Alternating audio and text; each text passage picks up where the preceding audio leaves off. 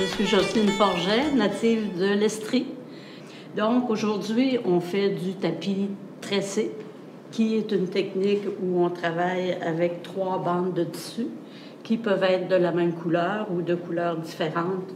Au départ, les tapis, c'était dans le nord de l'Angleterre et c'est venu en Amérique avec l'immigration. Et vers les années 1920, à peu près, les Québécois ont connu les tapis en allant faire du tourisme dans les Maritimes et dans la Gaspésie. C'est là qu'ils ont découvert les tapis tressés et les tapis crochetés sur jute.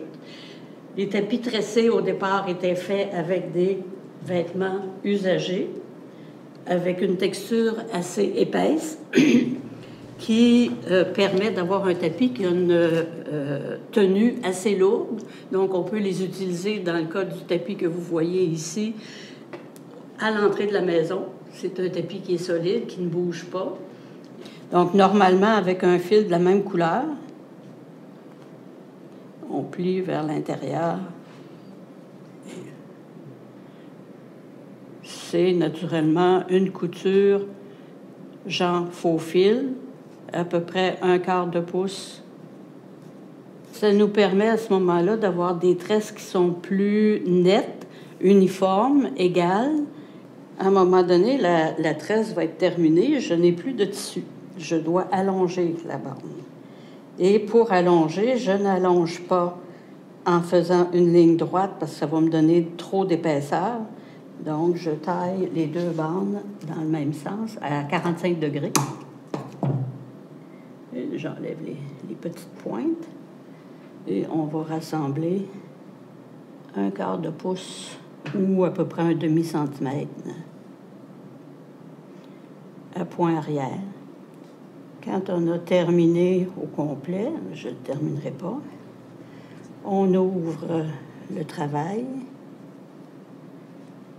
on le repasse et les parties qui dépassent, on les enlève. Nos grands-mères appelaient ça des oreilles de chien.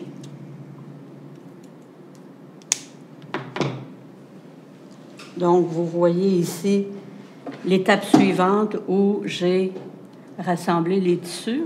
La première étape pour tresser, je croise la partie de droite vers la gauche, la partie de gauche vers le centre, à droite, celle de droite.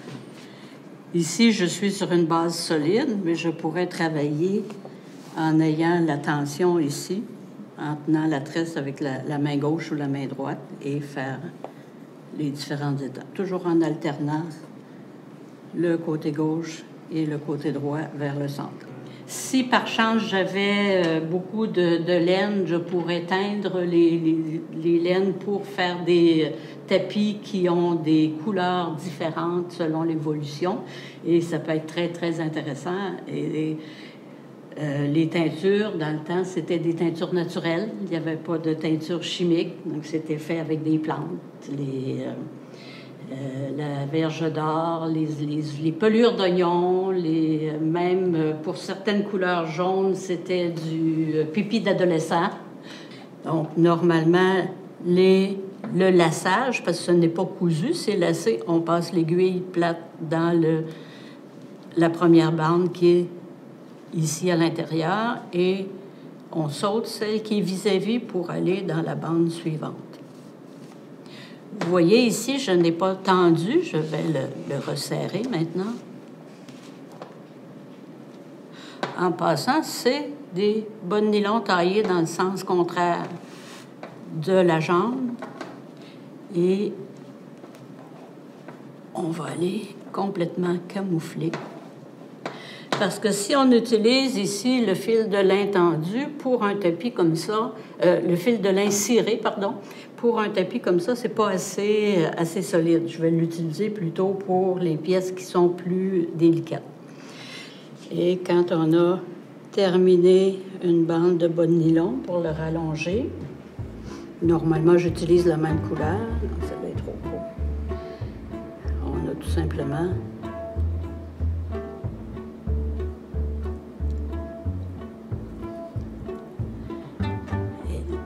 on réenfile.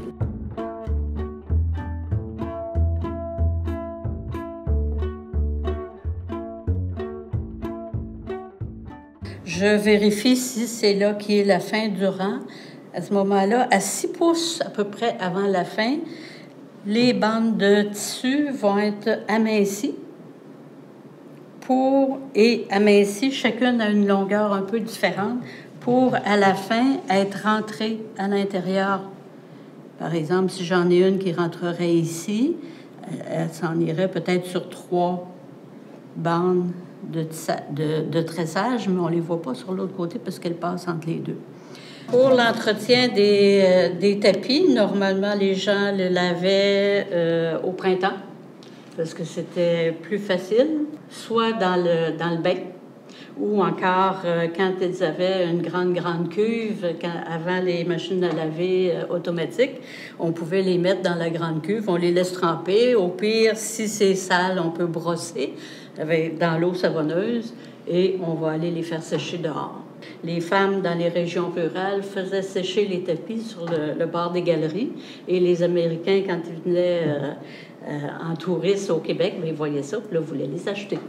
Et ils partaient avec nos tapis. C'est pour ça qu'on nous reste presque plus de tapis dans nos régions au Québec.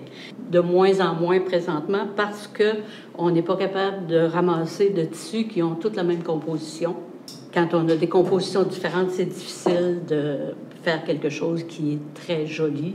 Les tissus ne réagissent pas de la même manière. Jocelyne Forget, artisane.